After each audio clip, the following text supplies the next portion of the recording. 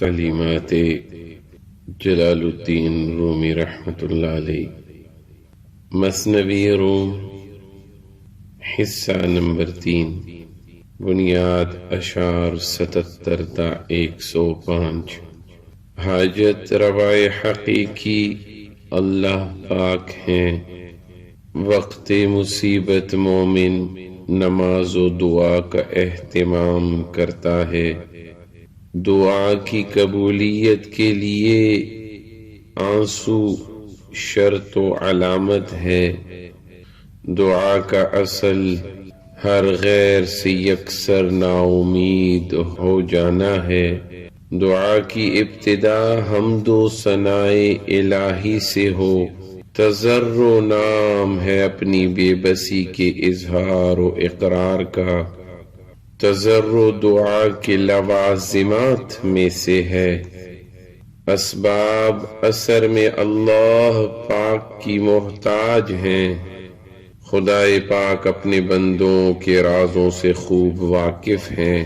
دعا کا مانگنا اللہ پاک کے رازوں میں ظاہر شدہ راز ہے۔ خدائے پاک اپنے بندوں کی مدد اپنی مصلحت سے فرماتے ہیں۔ خدا کی قدرت و حکمت کا نظارہ ہے کہ ناممکن کو پلک جھپک میں ممکن بنا دیتے ہیں۔ اعلیٰ کے ظہور کے وقت ادنا مرتبے والے پوشیدہ ہو جاتے ہیں۔ خیال انسانی کی دو حالتیں ہیں، یا معدوم یا موجود۔ دنیا خیال کی مانند ہے۔ دنیا کی حالتیں خیال یعنی سوچ کے باعث ہیں۔ اولیاء اللہ کا خیال معرفت الہی کا عکس ہیں۔ ولی میں خدا کا نور ظاہر ہوتا ہے۔ ولی میں نور خدا کا مشاہدہ صرف صاحب دل ہی کر سکتا ہے۔ اللہ پاک اپنے ولی کا تعارف خود فرماتے ہیں مخلوق میں۔ اللہ کے ولی کا منصب بہت مکرم ہوتا ہے۔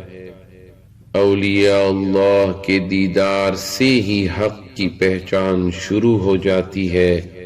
اللہ پاک کی حکمت سے نظام ہائے دنیا چلتی ہے۔